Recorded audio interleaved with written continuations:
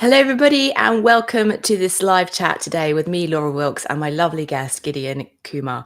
Now, today we're going to be talking about breaking new ground in your business. It's the start of the year, so it seems like a great time to kind of think about what our goals are and how we can move forward in our education business.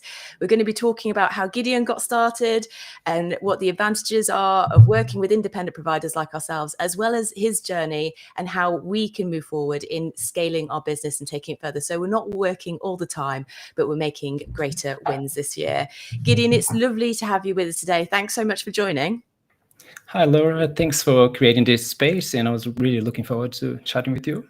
Me too. You know, I'm at a point in my business where I'm thinking about how I can scale. So I'm going to be taking notes as we talk today because this is such a valuable conversation. I will say for folk that are watching us live, it's lovely to have you here. Please say hello, drop a comment, ask us questions as we go along. We're going to be watching the chat and we've made time to answer your questions later on in this live. So Gydion, I think a brilliant place to start would be to kind of just give an introduction about what you do and about your business, Academy in a Box. Would you mind introducing that first?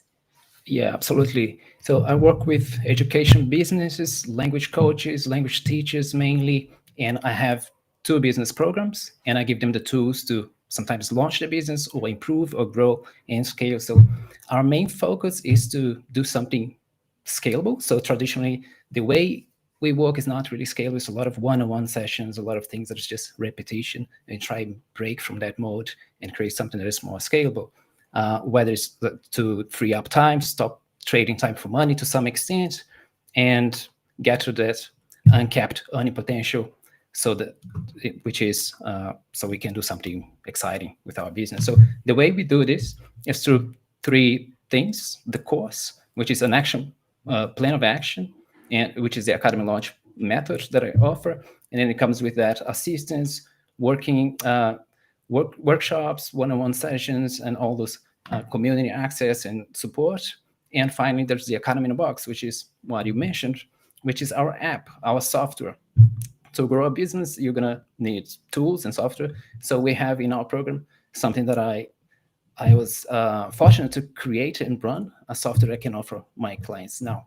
So that's essentially what it is. It's not, sometimes I mention that people think, oh, this is an affiliate thing. The Academy Box is something that I run myself, I created myself, and I started with one member, and then a few months later, several members, a handful of members, clients who decided to trust their business with, put their business in the Academy Box. I'm really grateful for that. And now fast forward, there's several clients already in the second year, and the user base a little bit bigger than that. So essentially, that's what it is. The Academy Box is the software, the app, which is part of how I help my clients inside my programs. That's brilliant. You've got this ecosystem of both the software and the program. And I just wonder how that came about. Like, which was first? Was it the program and then the software evolved from that? Exactly. It is a combination. I mean, at the end of the day, it's like tools are just tools. Mm-hmm. I mean, if you don't know what to do with them, they don't mean anything. You can't, they're just going to stay there. But we need the tools. So if you have a lot of information as well, take actions and all, and you don't have the right tools, it's hardly, I mean, you're not going to go far, or not going to do anything remotely exciting with your business. So there is that combination, and that I wanted to offer. And it's also a point of difference comparing to other services, which is, well, like if you hire a tool like Kajabi, which is a comparable tool, you're not going to have a coaching program that is exactly specific to our niche. So that's how it came about. I wanted to combine software plus knowledge and make everything niche specific, instead of, hey, because that was a part of how I got started in this. I couldn't find anything I couldn't combine this really well. Couldn't recommend my clients any tools. That's brilliant that you've actually built something that's so specific to your clientele. And like you say, the off-the-shelf larger providers often, and I completely relate to what you said there, where we go to larger providers and then we kind of find ourselves in a situation where we are bootstrapping it in a way to make it work for us, because it isn't quite what we need, particularly as small scaling businesses. When I used to work in corporate, I found those larger off-the-shelf models worked really well. But for me as a small business owner, I really need tools and services I use to just do a bit more to kind of fill in the gaps, because there's only just me and a small team of us. So I think that's a really good example of how you've created something, listening to your clients, that really kind of helps them to deliver a better service and learn how to use the tool that you have, the software that you have, to obviously benefit their business, which I think is terrific. Exactly. That's the idea. And sometimes those tools out there, they're great in many regards, but if you could have something more specific, then it's better. So it's more effective. So that's, the idea. And what really surprised me about our conversation in preparing for today as well, Gydion, is I kind of assumed that you came from a tech background, because building a platform seems to demand such like a tech background. And I thought maybe you come from a programming background, but that's not the case, right? You had this idea and you just thought, you know what, I'm going to find the people, find the resources to build it. That's right? Exactly. I come from the education background. I studied English literature. I did 10 years of teaching English in all types of contexts, and definitely didn't come from a tech background. But you get started in marketing and business, and you get involved with tech tools and stuff. But then down the line, I learned that I could put this service together if I was, I needed to learn, follow instructions and learn a lot. To some extent, a little bit about tech, but mainly learn how to talk to tech people, how to, learn how to use the tech. That's number one, how to talk to them and how to put it together. I think that's, which is, counterintuitive. You're never going to think, it's not something I would think 15 years ago. Oh, start a tech company. It's totally not even something I would consider. That's terrific. But I think we are at an awesome stage of things. We really are. And what a great example of entrepreneurial spirit, to kind of see an opportunity and then think about what resources and what other areas can I collaborate with in order to make this happen. And I think that's just a terrific example of how you've done that. I just want to say hello to everybody who's watching us live today, because I can see there's quite a few of you. If you please drop a comment, let us know where you are. We can't see you on all the platforms, but we are watching the comment stream. So it's nice to know who's watching, what your business is about, or where you are in the world. Please drop a comment and we'll also answer your questions towards the end of this live. So we've talked a bit, Gydion, about your background, about Academy in a Box and the program that runs alongside that supports businesses. I thought now would be a good time for us to kind of move to talk about thinking about when we get to that stage of scaling in a business. And I think I'm speaking obviously from myself. I've been 18 months into business now. I've proven a lot of concepts. So I've got some programs, I've got some services, they're doing really well, and they're beginning to get a lot more traction. And I'm now at a stage where what used to work a few months ago, like me doing a lot of the work and patching over things like I described, is now becoming not so tenable. And my days are getting longer and longer. And I find that if I continue working on this pace, that it's not tenable, it's not sustainable. And essentially, if I keep doing things as they are, my business isn't going to grow. It's not going to get any bigger, and I'm not really going to develop it in the way I want to. So I thought we'd kind of spend some time in that space of getting to this crunch point in our business. Before we kind of talk about what we can do and how we can identify it, I just wonder, have you experienced this in your business, like this moment that I'm reaching here, like where it's like, oh goodness, I need to make some key decisions? If I understand right, the moment where there is a bottleneck, so maybe you're facing a decision, should I make an investment or hire someone or do things differently? Mm-hmm. Is that exactly you're considering? I had various moments like, I can think of moments like that. It was almost like a crisis that motivated me to do something. I'm glad you said that, because it feels like a crisis to me. It is a real kind of tipping point. The starting the Academy in a Box was one of those moments. I would not go through the trouble of doing those things unless it was like a moment where I was so frustrated. I was frustrated because part of growing a business is like working with tools. But in my coaching program, people were asking for recommendations, and I I didn't have a good recommendations, because the tools that I was using, I would say, if they ask me what's the best tool for courses, and I'll say, oh, the one that I use is X, but I wouldn't start with that, so I wouldn't have a good recommendation. Other people start recommending things. Other clients would push their affiliate links into. It was a bit of a mess, and I was like, this is not good at all. When I was in one of these programs that I was part of, I saw a guy talking about putting together a software for his program, which was totally different than mine, but I asked him questions about it. Maybe I could do something. And because I was sort of in this desperate, not so much desperate, was really my program was limited by that, the tools problem. And then I asked, I got some mentoring, and he showed me, oh, you just do that, this and that. And then that's how I made a huge investment in terms of my commitment to my time, because I know if I went down that path, I would have to work a lot, and I would have to, well, it would be financially also an investment, like using all these tools and getting licenses and everything. So yeah, I could think of a few, but that was maybe the biggest one. And it's quite a risk as well that goes with it, because you said it's an investment of your time, it's an investment of money in particular products as well. I wonder, what was your thinking? Because this is really helpful for people joining our live today. What was the thought process that enabled you to kind of see that, yes, this is a risk that is worth taking for me? Like, were there certain things that kind of checked the box where you're like, yes, I'm going to move forward with it? Yeah.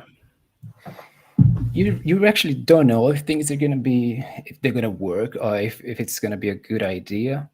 You don't know this. You have a glimpse of, oh, okay, I think this is going to be a good idea. But at the end of the day, it's a commitment. I want to go through this. My calculation is always this: do I like this path?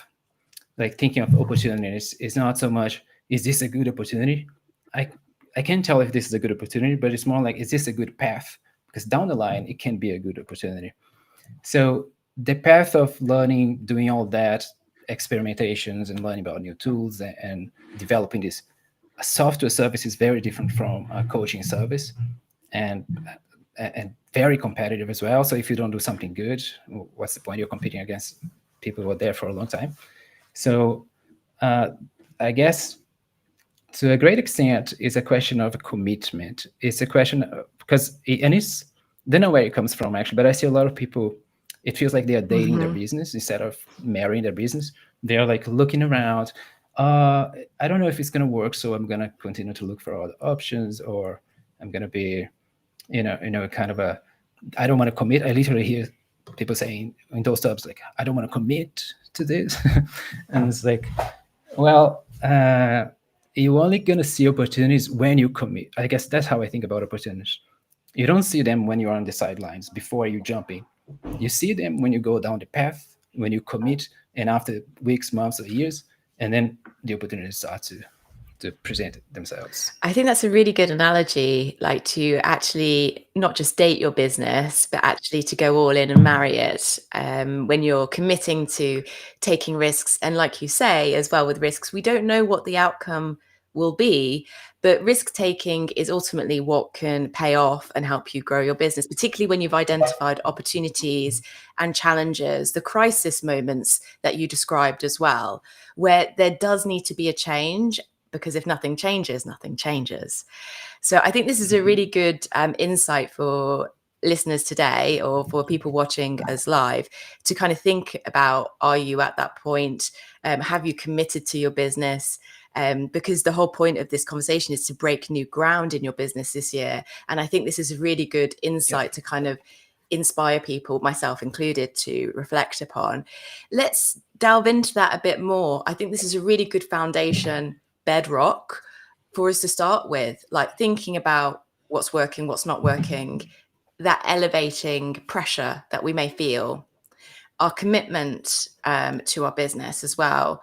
What else do you think could add to this to help people identify that maybe now's the time to think about committing more, scaling more, finding solutions, that sort of scenario? Yeah, the way I think about it is like, I mean, whether now is the time. Another way to phrase that question is this a good opportunity? If you're looking at, should I hire this person, or should I join? Should I start we are asking the question: is this a good opportunity? And for me, the answer to this, if you're asking the question, the answer is always no. It's not a good. I mean, the timing is not good. If you're asking, is it a good time? The timing is never good. But opportunities are going to happen when you, despite the fact that time is not good, you go down the path, and down the path, the opportunities are going to present themselves. I'm sure, Laura, I don't know if like you hear like famous podcasters, they're saying when they started that podcast, 15 years ago, people were saying it's too late for podcasts then, and now they're the biggest. So if you start a podcast today, a lot of people are going to say, wow, are you crazy? Like there's a notion of podcasts and it's like it's too late. Still, despite that, someone wants to start 3 years later. The opportunities they're going to benefit from, it's something they cannot see now. So it's always like the real opportunities you can't see now. You can only see the paths. And if you like the paths, that's I base my decisions only on that. Is this a path that I'm excited about? Is this the adventures that I want to go on, or not? Because I can't wait for opportunities for me to act. Does that make sense? So time doesn't it feel like time? I'm always late. We are looking for opportunities, like we're in that dating phase, and we're looking. Oh, I'm gonna do this. It feels like it's too late. When I hear somebody successful talking about something, oh, I wish I started the same day they started, so I would be successful now. We are always like, we have this bias of, I don't know, this feeling of we are always late, and I guess it's the nature of it. We're always gonna be late, and we always, the only time you're gonna be early is when you actually make a decision, commit to something that is a path, and the question is this a path that I like?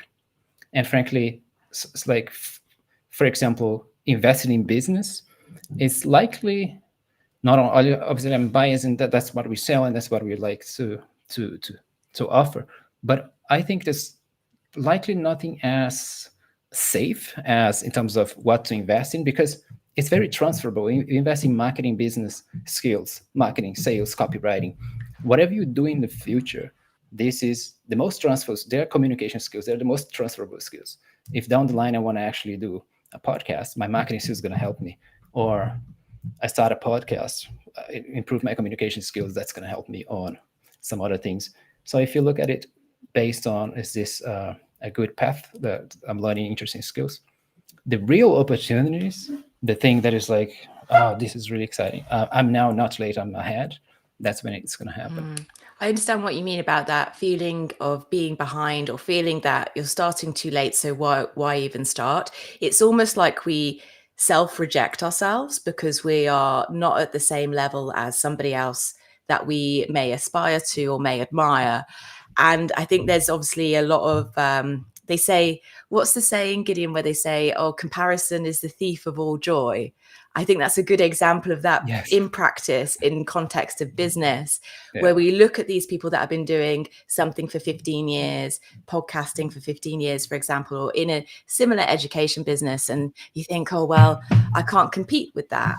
But that's not the measure we should be using from what you're saying. What we should be thinking about is this a good opportunity? Am I excited about it? Is this something I'm keen to do work on? Because it will take work. There will be some discomfort, maybe, as you learn something new and try something new. But these should be the things that kind of recenter your focus, thinking about your context, how you feel about it, and whether it's potentially going to help you move forward with what you want to try, with obviously no guarantee. But I think added to that, with that no guarantee, with things I've tried and it didn't go to plan, it's investment in my learning. So I've learned something. So that's also a really good thing. Oh my God. Yeah. Don't you think it that way? I mean, it's a bit of a cliche, but it's, yeah, you connect the points looking backwards, right? It's like, you don't know what this is going to result in the future. I'm doing now, but later those skills are going to be applied. So if they're good skills, I mean, I do believe if you invest in yourself, I mean, it's the safest and best investment. It goes to you. It's not the same as, I don't know, just buying stuff, or you're investing in yourself. So those things are going to be used later. And for me, it's a little bit disheartening. What's almost sad, if on every turn someone is betting against themselves. That's what sometimes happens. Sometimes we all do that, which is we bet against ourselves. For example, I am starting a business. There's a bunch of tools I can choose from. I'm gonna choose the cheapest one, or because I don't know, or I'm gonna wait and see if this is gonna work, if it's gonna be really safe, and after that, I'm gonna start investing myself. It's almost like I don't believe this is gonna work for me. I don't want to make a bet until it's really safe, and I'd rather trying as much as possible be like, no, I want to better myself, and if it doesn't work, at least I'm happy that I betted on myself instead of against myself.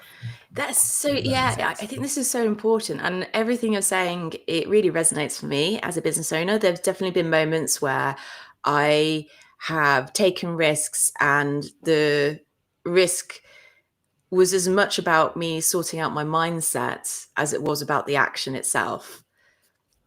For example, Right. maybe a recent example is the idea of opening my own studio. I had literally put that on the shelf and thought, you know what, I won't be able to do that for 5 years. So I'm not even going to think about it. I'm not even going to try. That self kind of rejection that you talked about earlier, of just talking myself out of it because, oh, I need to be at a certain level, or actually there's other studios that are doing far better than me. I need to try and compete with them. You also mentioned earlier about things not being perfect. I definitely resonate with that. But last weekend, we did our first pop up studio, and it worked, and the client's delighted, and they understand that they're part of this evolution of my business, and they're really excited to be part of that because they know we're trying this for the first time and they want to be on board. And Oh, I I just realized, it just opened my eyes to, oh, I've tried this. Okay, what could be the next rendition of it? How could I do it again? And that really helped to build my confidence and realization that, oh, it's not in 5 years' time, it's now, and it can be now. But what it looks like is different to what I'm comparing it to. So I shouldn't really compare to those established studios. I mean, that's a beautiful thing as well, that is that your clients sometimes are rooting for you. So when you take a risk and you're betting yourself, there's other people that is going to join you on your efforts, and just because they want you to succeed, and because sometimes for them it's easier for them to bet on you than yourself, right? I bet the day you said, I'm going to start my business, the people around you, they probably supported you. Like, of course you're going to succeed. I can see it. Like 5 seconds, I look at you, Laura's aura, she's going to be a success, no problem. But we ourselves sometimes like, I don't know. So we are our worst Mm-hmm. critics, and we think to overthink our flaws and everything. But when you get started, then you also get the energy of other people that is like being really join you on the journey. Yeah, it can be a real boost to I know, I just felt so much better about taking this first step in setting up a studio because I had the right type of clients around me and they were really on board. And like you said, it kind of like gives you such a boost of energy. And I think it inspires them as Yeah. well. Like there's so much about being in spaces where people are trying new things and taking risks and pushing forward in their business. It has a positive ripple effect for them as well, which I see them doing in the content they're recording. They're really pushing the boat out in terms of what they're doing with their podcast. They've got ambitious goals with their podcast. And I couldn't be more excited to be part of that and for them to be part of the studio setup too. Uh-huh. We've covered a brilliant list, Gydion. I'm just going to do a quick recap for folk joining us who may just be joining this conversation about what Gydion and I have been talking about. Let's see if I can recall from all my notes. But when you're thinking about making it big in your business and really taking it to the next level and scaling, there is an element of risk that comes with this. And Gydion was talking about it's never going to be perfectly assured that it will turn out how you expect it will. So you have to kind of be comfortable with that element of taking risk. The second thing that came up was the idea that it's never going to be perfect. And that's an example that I was referring to in my own studio journey, is what we may envision of what we want now is not how it's going to look necessarily. So lean into the imperfection and get started. That's the key thing.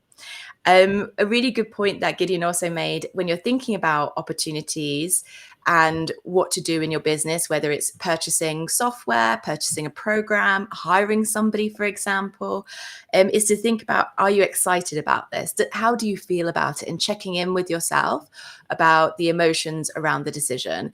If it's causing stress or it's causing uncertainty, then that's a good point to reflect on. But Gydion described a lot of the opportunities he's pursued have been ones that he's felt really good about and he's leaned into as a result. And finally, it's the idea of really committing and going all in. So rather than self-rejecting and talking yourself out of things or giving up after the first try, it would be a case of instead really going for it and realizing that there's going to be things that you learn from it that could pay off later on. Gydion, do you feel like I've summarized all the key points? Was there anything else that we talked about that I haven't mentioned in that list? I like it. No, it's a great summary. It's a great summary. Yeah. Nothing comes to mind. I think it's really good. I think we covered a lot. We will be wrapping up soon, everybody. So if you do have any questions that you want to ask while Gydion and I are on this live, please do, or share your comments and thoughts. I wonder, out of that list of insights that Gydion shared, if any particularly resonate with you. It would really be lovely to know if that's the case. Also, if you're watching the replay, you can also comment and we will respond. Gydion, I think this is a really good place to kind of tell us a bit more about where people watching this live or watching the replay can find out more about you, how they could potentially work with you. Could you share a bit about that? Yeah, absolutely. So it's mainly two places where it's good to connect. So one is my website, gydion.kummer.com. So then you're going to find all the information about what I do and all of that. There's a wall of testimonials, reviews of people who worked with me before, so you can get a sense of how it is. And the other place is LinkedIn. LinkedIn, we have weekly discussions there, lots of discussions every week about education, business, and some other random topics. So that's a lot of fun. So every week we have discussions there under the posts. So connect with me with my profile, and happy to meet you guys there. I think those are the two places. Wonderful. And I've just added that link to the website in the comments just there. While you're talking, Gydion, I was just typing away. So that's there. And obviously, if people are watching on LinkedIn, this is a great opportunity to hit that connect and follow button so you can stay in touch with Gydion and see what he's planning next.